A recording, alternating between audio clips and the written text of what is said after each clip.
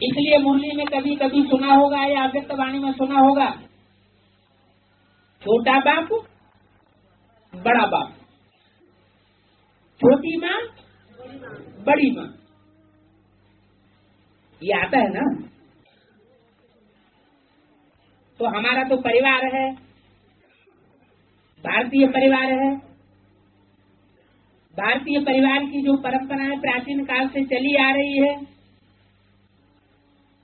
उन्हीं प्राचीन सर्वोपरि परंपराओं को बाप सुप्रीम सोल अभी निश्चित करने के लिए आया हुआ।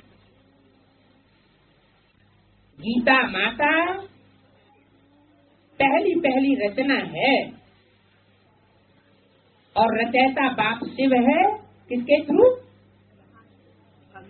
जो देव देव महादेव कहा जाता है, देवताओं में बड़ी मूर्ति महादेव। जो 3 सूक्ष्म पुरियां दिखाई जाती हैं, उनमें सबसे ऊपर की पुरी कौन सी? शंकरपुरी। स्टेज की बात है। तो उसमें जैसे तीनों मूर्तियां समाई हुई होती हैं। चंद्रमा के रूप में ब्रह्मा भी समाया हुआ है उस जगत पिता में, और छोटी माता के रूप में पार्वती माँ भी समाई हुई है। माना जो अभी अंत में अव्यक्त वाणी में बोला, 3 सीट्स प्रत्यक्ष हुई है, फिक्स हुई है बच्चों की बुद्धि में नंबरवार। कौन से 3 सीट्स? ब्रह्मा, संपन्न रूप में सो विष्णु, वैष्णवी मूर्ति जो परिवर्तन शक्ति है, बैलेंस रखने वाली शक्ति है, और ब्रह्मा, बाप और जगदम्बा। बाप कौन? प्रजापिता। 76 में भी बता दिया गया था, मुरली में 10 साल पहले ही बता दिया गया था। 76 से पहले इन लक्ष्मी नारायण का जन्म कब हुआ? आज से 10 वर्ष कम, 5000 वर्ष हुआ जब लक्ष्मी नारायण का जन्म हुआ। इस वाक्य के हिसाब से 76 जो है वो लक्ष्मी नारायण का जन्म संवत साबित हो जाता है ज्ञान के आधार पर। क्या ज्ञान सिर्फ उसे ही नहीं कहा जाता जो कानों से सुन लिया और दूसरों को सुना दिया। ज्ञान किसे कहा जाता है? जो सुन भी ले, समझ भी ले, दूसरों को समझा भी ले और साथ साथ प्रैक्टिकल जीवन में आचरण भी करे। कोई ज्ञान को सुनता है, समझता भी है, दूसरों को सुनाता भी है, लेकिन खुद अगर प्रैक्टिकल जीवन में धारण नहीं होता है तो वो लक्ष्मी पद पा सकता है?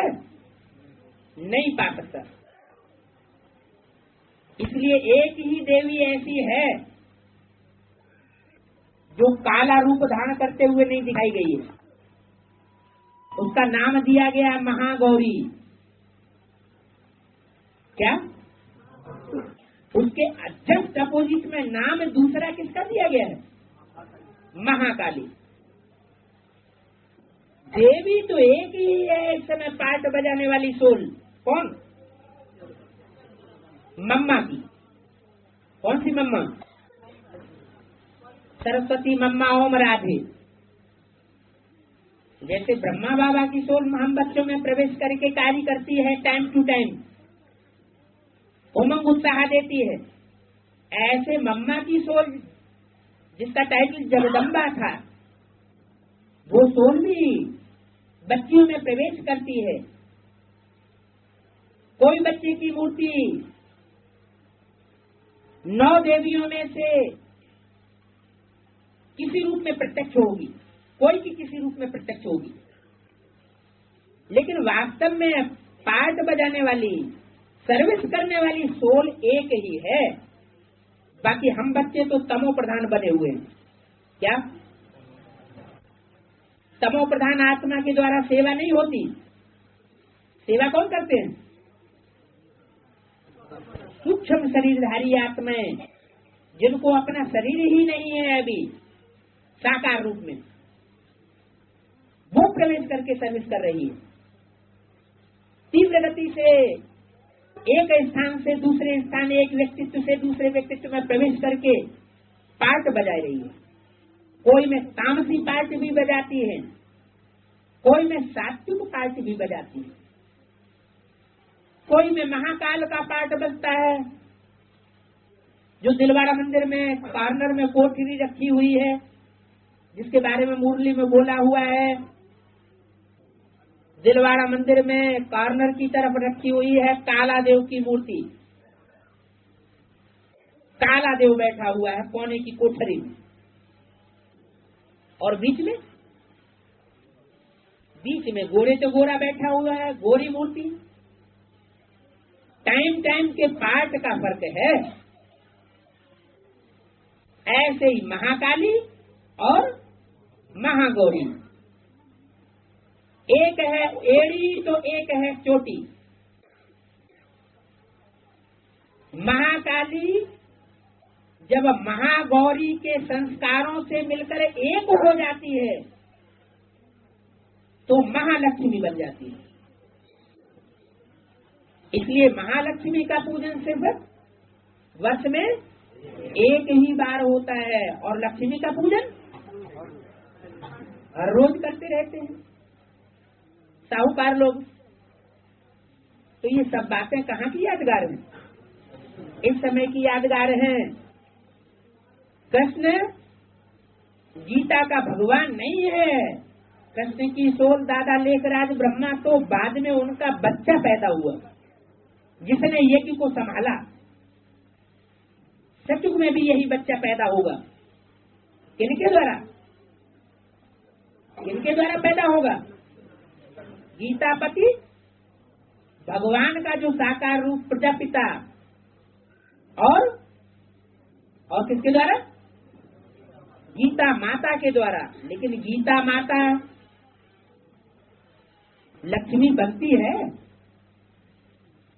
क्यों? गीता माता लक्ष्मी क्यों नहीं बनती?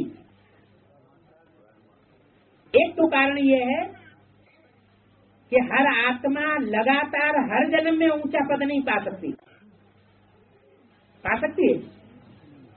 जो सतयुग के पहले जन्म का विश्व का मालिक है, वो सतयुग के सेकंड थर्ड जन्म में भी विश्व का मालिक बनेगा? नहीं बन सकता।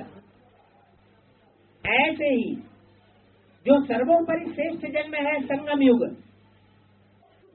उस संगम युग में ऊंच से ऊंच पार्ट बजाने वाली सारी शक्ति के सामने कौन प्रत्यक्ष होती है? जगदम्बा, जगत माता, राजमाता। और जो स्वर्णिम संयुगी सृष्टि आती है, जिसे वैकुंठ कहते हैं, उसमें कौन सी शक्ति सर्वोपरि मानी जाती है? राजलक्ष्मी।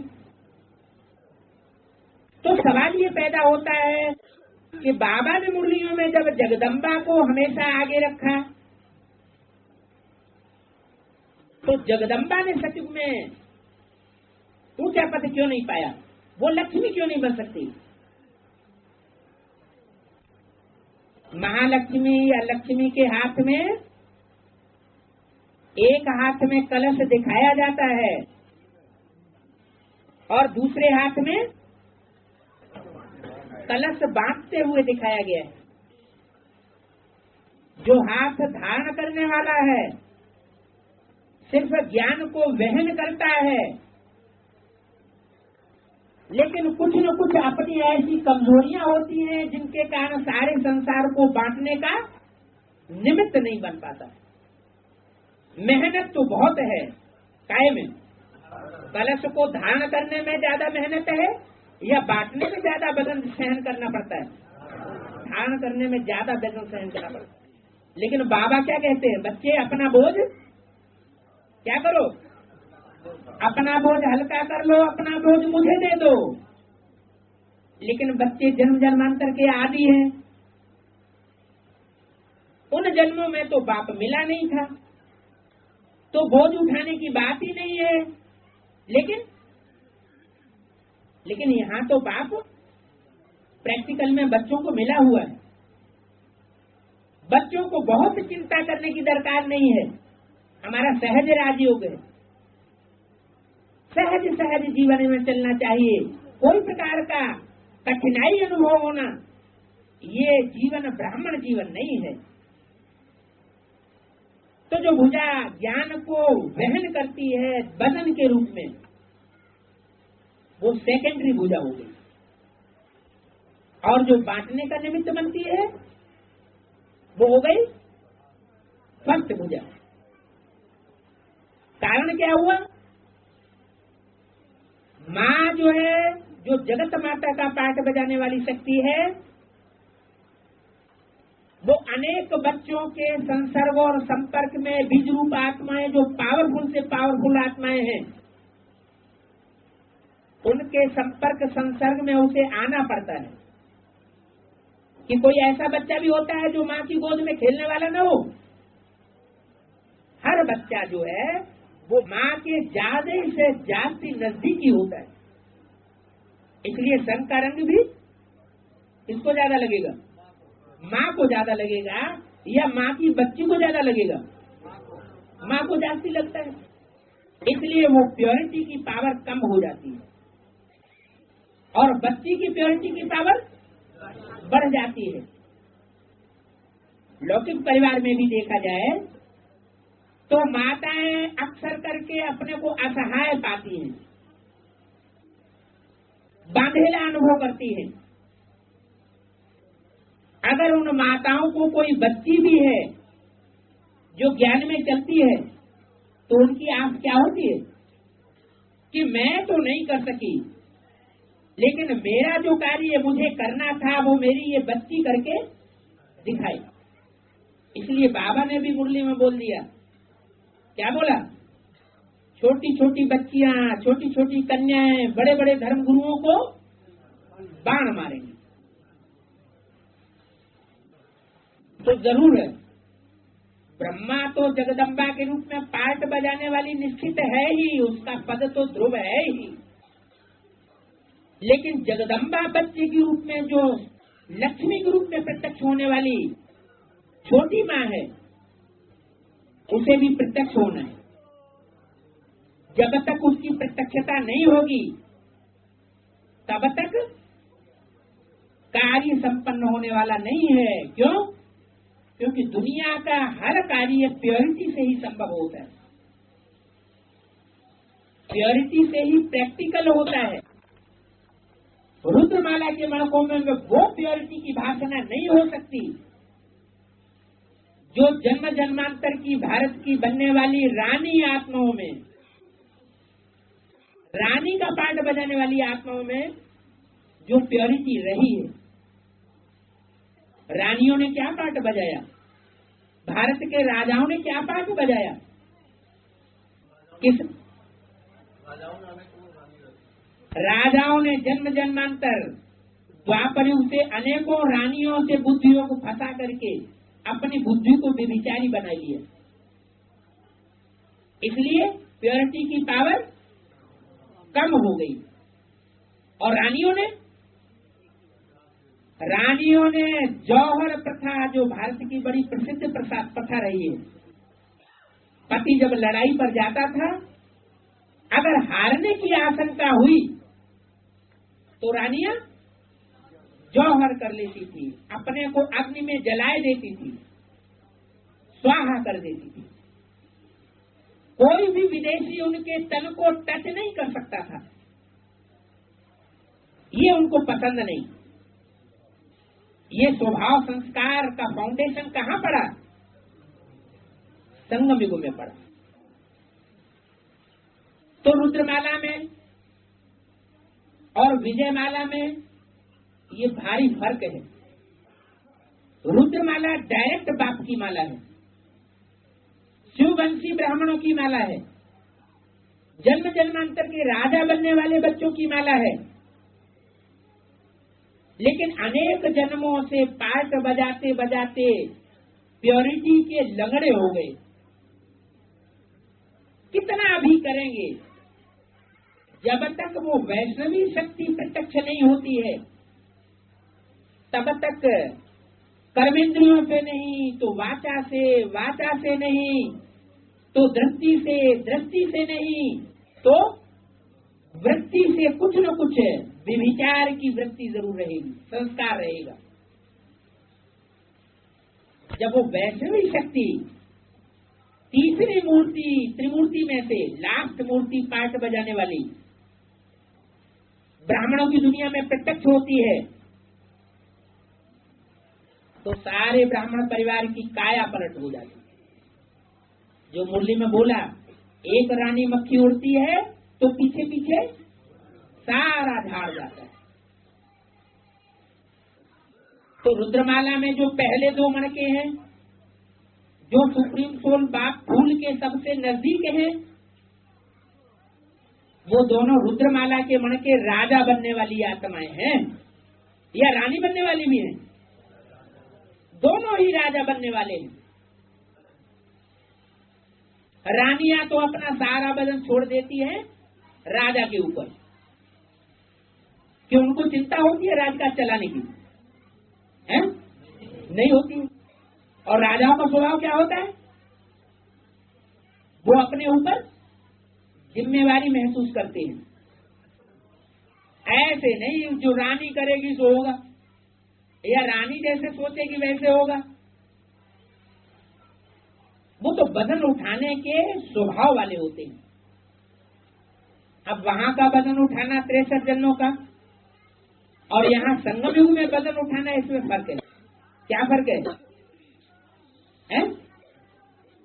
63 जन्मों में वजन उठाया, उस समय तो बाप नहीं था, और इस समय तो बाप साथी है, प्रैक्टिकल में साथी है। इसलिए वजन उठाने की बात बुद्धि में नहीं रहनी चाहिए। अगर यहाँ भी हम वजन महसूस करते रहेंगे, पुरुषार्थ में मेहनत महसूस करते रहेंगे, तो इससे साबित होगा कि बाप के साकार पाठ के प्रति हमें उतना मोहब्बत नहीं है। और जब पूरी मोहब्बत नहीं है, प्रीति नहीं है, अपने को ही सर्वे सर्वा समझते हैं, तो बाप की मत पर भी पूरा नहीं चल पाएंगे। जो बाप की मोहब्बत में रहते हैं वो सब कुछ बाप के ऊपर छोड़ करके बुद्धि भी बाप को अर्पण कर देते हैं। इसलिए बाबा कहते हैं कि बुद्धि का सरेंडर होना, बुद्धि अर्पण करना, ये है बड़े से बड़ा समर्पण। तन अर्पण कर लेंगे, धन अर्पण कर लेंगे, जनशक्ति जो अपनी मुट्ठी में है उसको अर्पण कर लेंगे, समय भी देंगे, संपर्कियों और संबंधियों को भी दे देंगे सहयोग में, लेकिन बुद्धि सरेंडर नहीं करते। तो बुद्धि से जब तक कोई सरेंडर नहीं होता, तब तक तो जो उच्च कोटि की लक्ष्य है ब्राह्मण जीवन का, नर से नारायण और नारी से लक्ष्मी बनने का, वो पद नहीं पा सकता। इसलिए 76 में एवरलास्टिंग लक्ष्य को प्राप्त करने वाली आत्माएं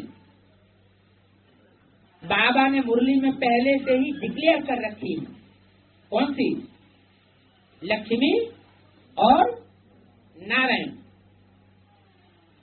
फिर भी प्रजापिता की बच्ची कही जाती है। कौन? जगदम्बा। जगदम्बा क्या है?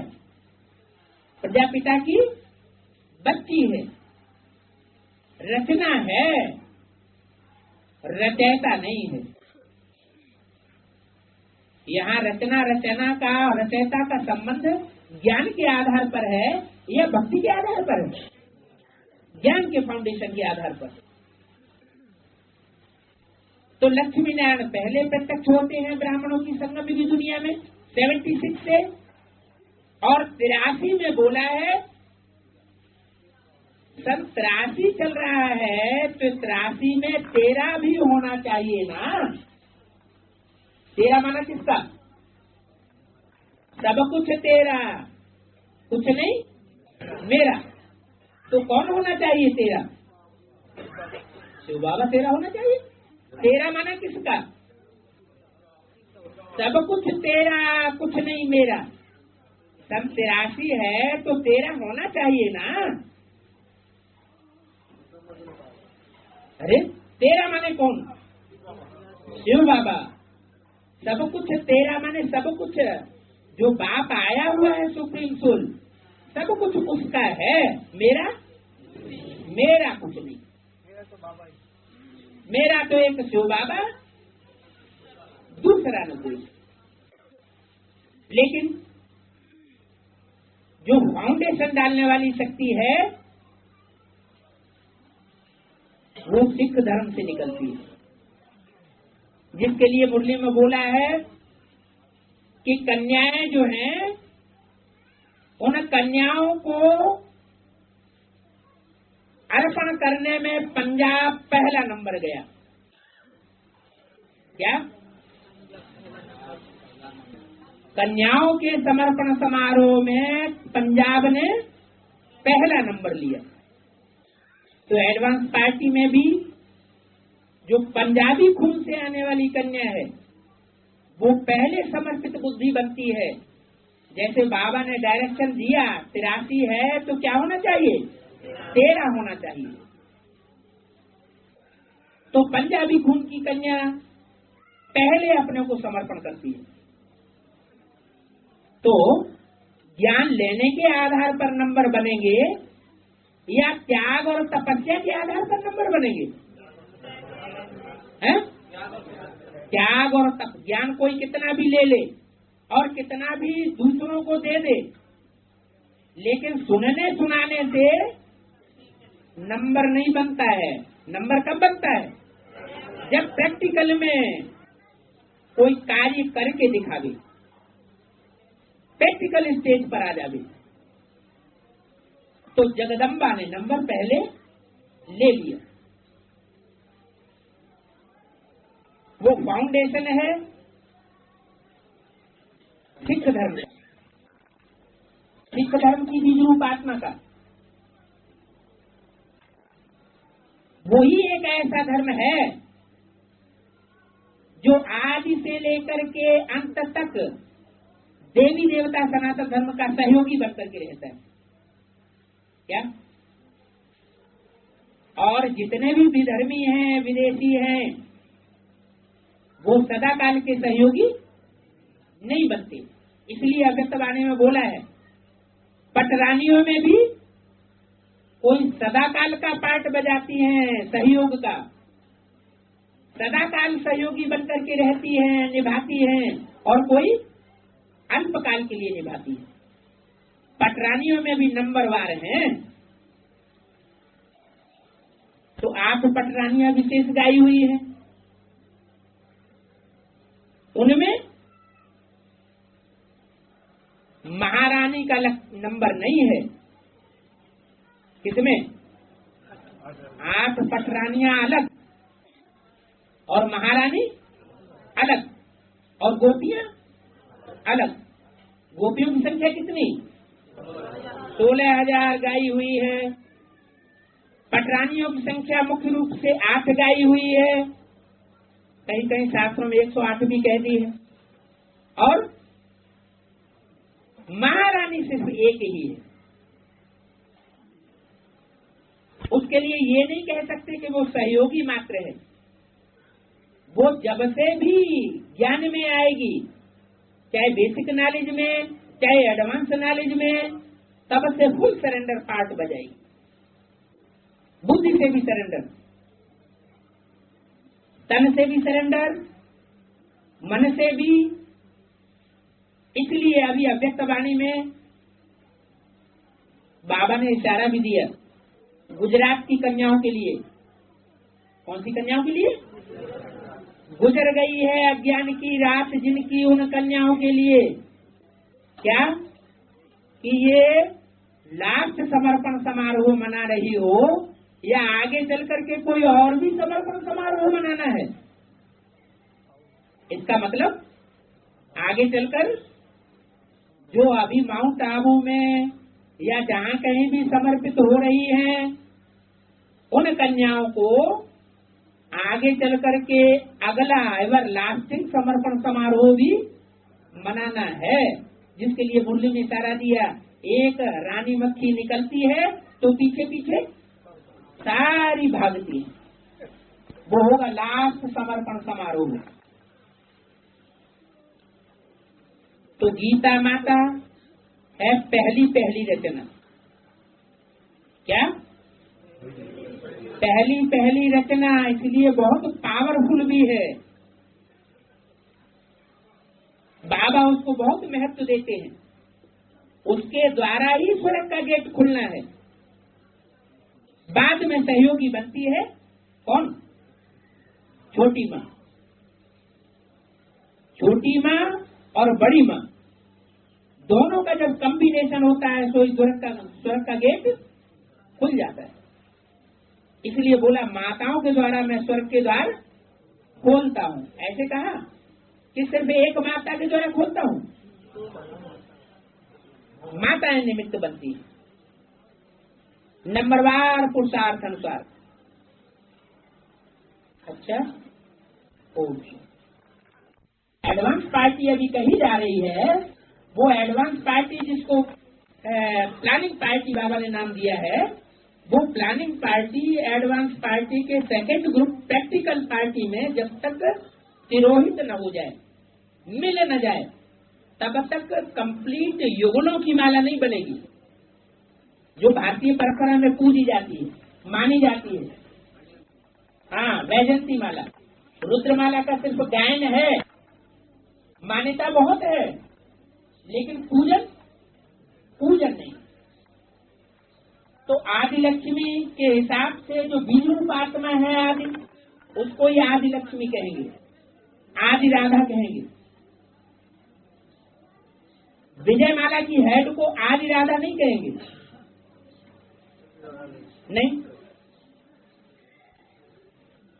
आप फ्री होकर के बोलिए क्या कहना चाहते हैं। आदि राधा आदि माता की एक है जी।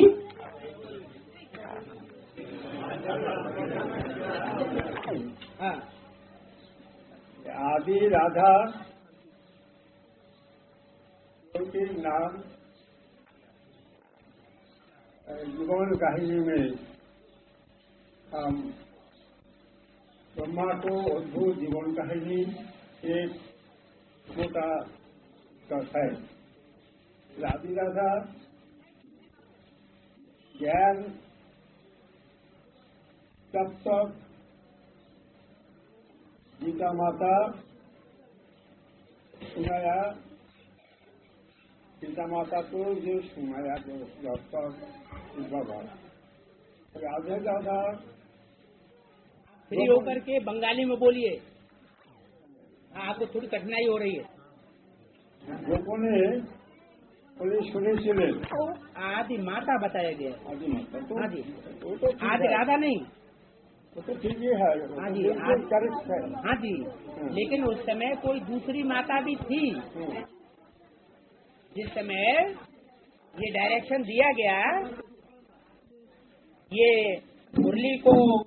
मुरली और जो साक्षात्कार ब्रह्मा की जब सुनाए गए हैं, तो ब्रह्मा के साक्षात्कारों को सुनाने वाली माता जो थी गीता माता, उसके साथ साथ कोई दूसरी माता भी थी उसी समय, जो दोनों की बात को सुन रही थी। वही वास्तव में राधा बच्ची, जिसे अंत में वैष्णो देवी के रूप में प्रत्यक्ष होना है। हाँ जी, कोई माता थी, जो माता थी आदि में, जिनके लिए बोला ऐसी ऐसी बच्चियां थी जो मम्मा बाबा को डायरेक्शन देती थी, ड्रिल कराती थी, टीचर बन करके बैठती थी। आज वो है नहीं। जिन बच्चियों के लिए बोला है, ऐसी ऐसी बच्चियां थी जो मम्मा बाबा को डायरेक्शन देती थी। एक मुरली में ये भी बोला, एक बच्ची में बाप आता था, कुछ खिलाते थे तो झट भाग जाता था। तो बाबा के लिए तो माताएं भी बच्ची है ना। तो यज्ञ के आदि में कोई माता थी, समझा? जैसे अंत में जब यज्ञ का अंतिम समारोह होगा तो वैष्णो देवी जब प्रत्यक्ष होगी तो तीन मूर्तियों में सबसे जास्ती प्योरिटी की पावर, प्रैक्टिकल पावर लेकर के प्रत्यक्ष होगी ना, कि नहीं होगी? ऐसे यज्ञ के आदि में जो तीन मूर्तियां थी, जिन तीन मूर्तियों के द्वारा परमात्मा शिव ने कार्य शुरू किया था, वो तीन मूर्तियां उस समय भी मौजूद थी जब साक्षात्कारों का रहस्य सुनाया गया था और समझाया गया था। दो तो प्रत्यक्ष हो गई माता पिता के रूप में, और एक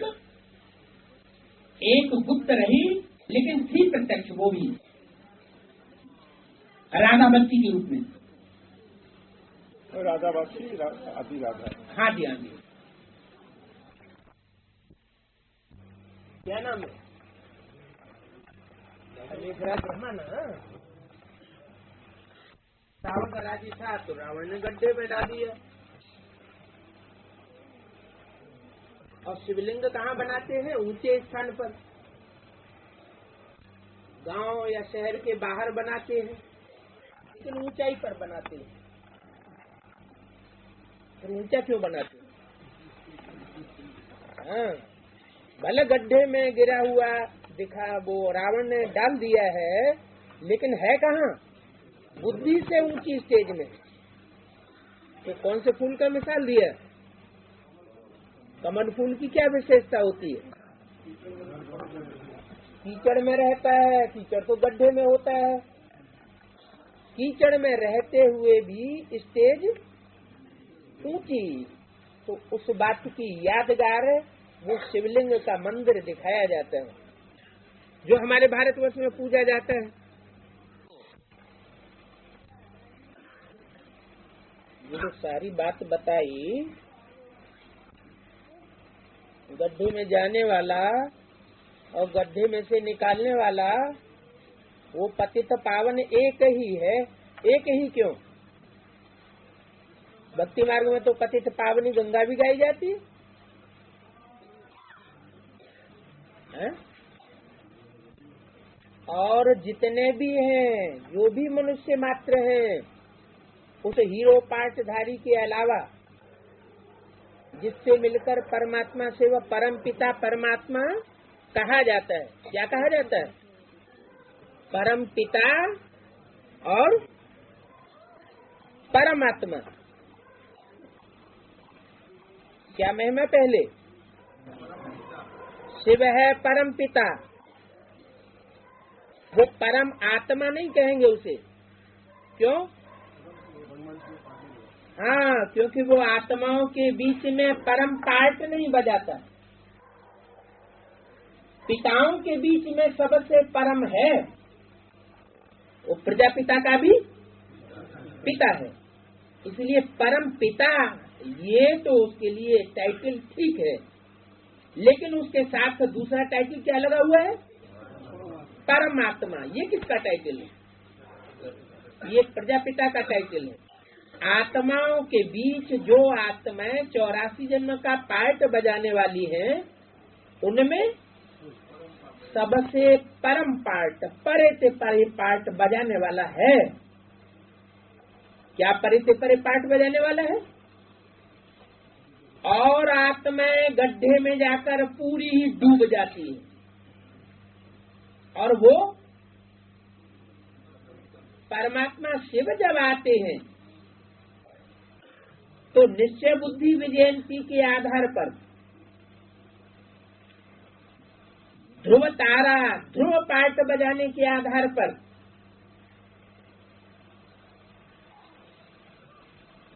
डूबने नहीं देते। कहते ना, ये तो विकारों में डूब गया। डूब गया माना खलास हो गया, तो वो ध्रुव रहता है। निश्चय बुद्धि विजयंती, अनिश्चय बुद्धि विनश्यंती। और जितने भी महात्माएं हैं, जो भी धर्म पिताएं हैं, इस दुनिया में आकर के सब गड्ढे में रम गए।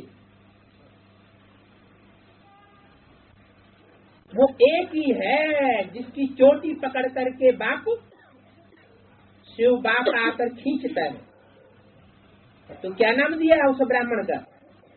तुम हो ब्राह्मण चोटी। ये विकारों की दलदल में सारी दुनिया फंस जाती है, डूब जाती है। पहले मैं तुमको निकालता हूँ। फिर उसका नाम दिया है गुरु शिखर। क्या नाम दिया है? गुरु शिखर। कैसा गुरु? शिखा। जैसे शिखा सबसे ऊंची होती है, ऐसे वो गुरु भी सबसे ऊंचा है। सतगुरु कहा जाता है। उसके हिसाब से, तुलना करने से और जितने भी गुरु हैं वो सब झूठे साबित हो जाते हैं, क्योंकि सतगुरु एक कहा जाता है तो बाकी गुरु झूठे हैं। और अनेक गुरु हैं, लेकिन किसी के द्वारा इस सृष्टि का कल्याण नहीं हुआ। दुनिया 5000 वर्ष में नीचे उतरती चली जाती। परमात्मा शिव उसका आधार लेकर इस सृष्टि का उद्धार करते हैं। उद्धार माना उत्त माना ऊपर, हर माना हरण करके ले जाना। जो आत्माएं नीचे गड्ढे में गिर गई, कब्र दाखिल हो गई, कब्र माना मिट्टी में मिल गई, देह अभिमानी की मिट्टी में आपने को नष्ट कर दिया, उन सब आत्माओं को आकर के उत्त माना ऊपर, हर माना हरण करके ले जाता है। कहाँ ले जाता है? परम धाम की ऊंची स्टेज में ले जाता है। इसलिए बताया कि वह एक ही है पतित पावन। क्या? पतितों को पावन बनाने वाला, गिरोहुओं को उठाने वाला, दुर्गति वालों को सदगति में ले जाने वाला वह एक ही है, और कोई नहीं हो सकता। कटती रहती है, वैसे यहाँ भी टैप कट जाता है बीच में। अभी क्या बात हो रही थी?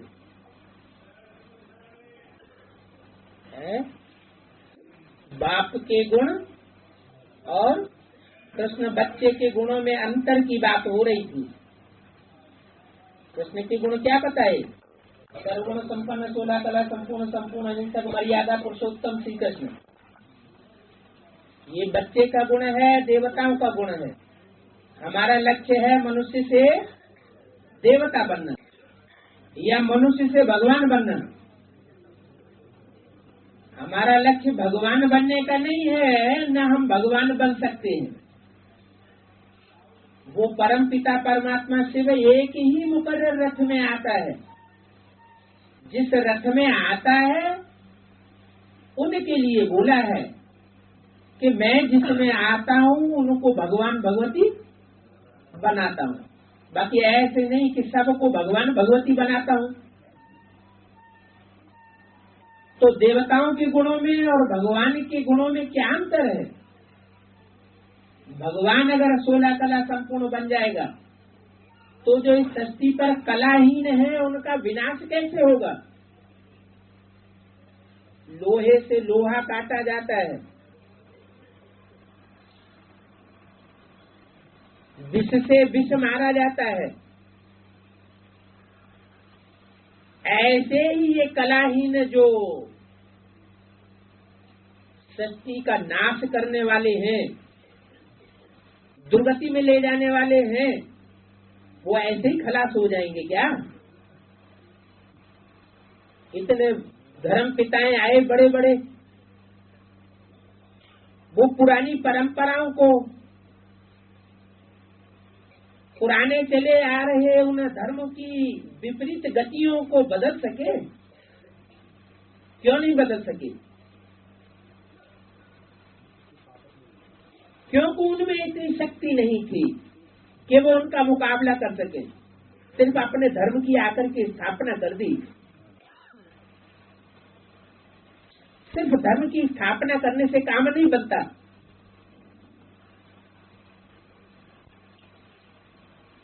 विष का भरा हुआ घड़ा है,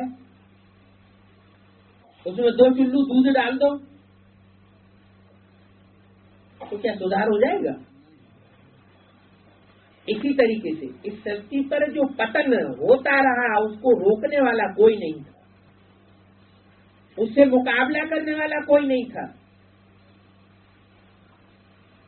इसलिए पतित सृष्टि, अधर्म, अधर्मी, उनकी बाढ़ बढ़ती चली गई। परमात्मा से वो 16 कला संपूर्ण भी नहीं बनता, उसके लिए कलाओं में बांधा नहीं जा सकता। वो सर्वगुण संपन्न भी नहीं कहा जा सकता। गुण संपन्न देवता बन करके आए तो इस सृष्टि का कल्याण हो ही नहीं सकता। इसलिए उसका पार्ट तुरीय है। गुणों से भी परे निर्गुण कहा जाता है, कलाओं से भी परे कलातीत कल्पांतकारी कहा जाता है, कला अतीत, कलाओं से अतीत। वो सूर्य का पार्ट बजाने वाला है जिसकी रोशनी में कीड़े मकोड़े, बिच्छू टिंडन जैसी दुखदायी आत्माएं सब खलास हो जाती हैं। तो ये अंतर है परमपिता परमात्मा शिव के पार्ट में और देवताओं के पार्ट में। ये अंतर को जब तक नहीं जाना है और जिन्होंने नहीं जाना है वो फिर ग्लानि करते रहते हैं, क्योंकि पार्ट की गुह्यता को नहीं समझते, इसलिए ग्लानि करते हैं।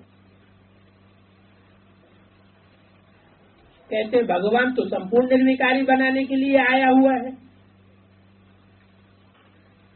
जब संपूर्ण निर्विकारी है तो ये पार्ट क्या है?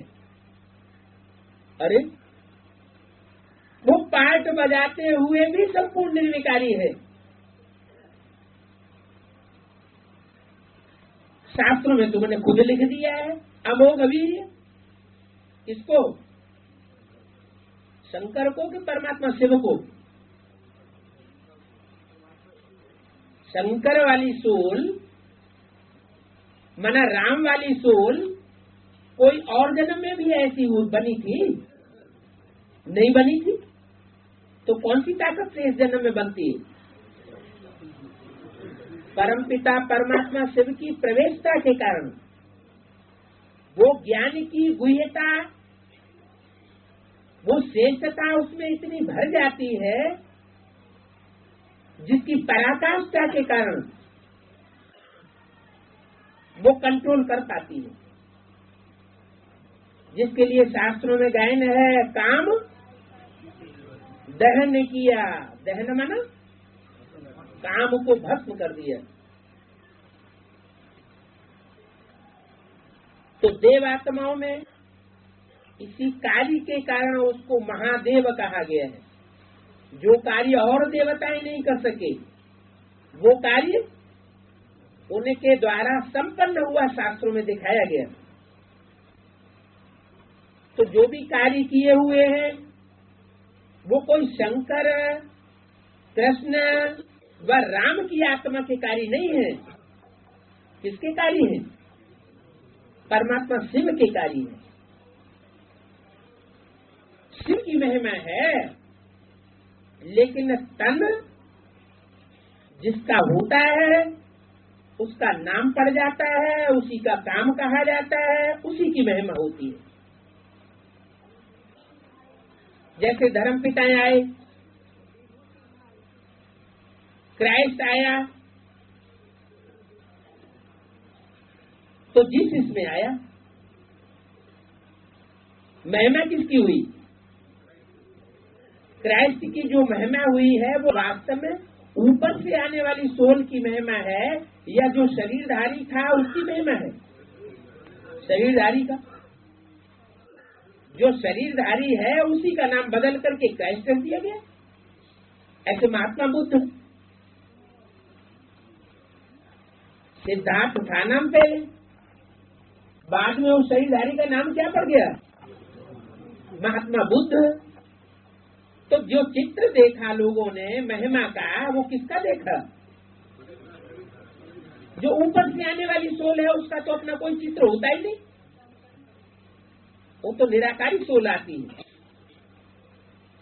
तो शरीरधारी की महिमा थोप दी जाती है, वास्तव में कार्य होता है उससे ऊपर वाली आत्मा का।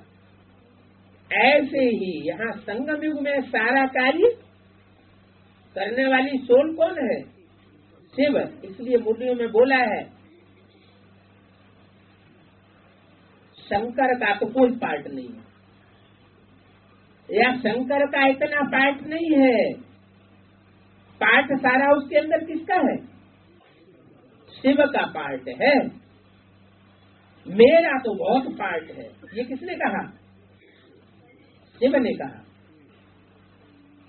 ब्रह्मा का भी उतना पार्ट नहीं है, विष्णु का पार्ट तो सतयुग में होगा, शंकर का पार्ट तो जैसे है ही नहीं। याद में रहना कोई पार्ट थोड़े ही होता है।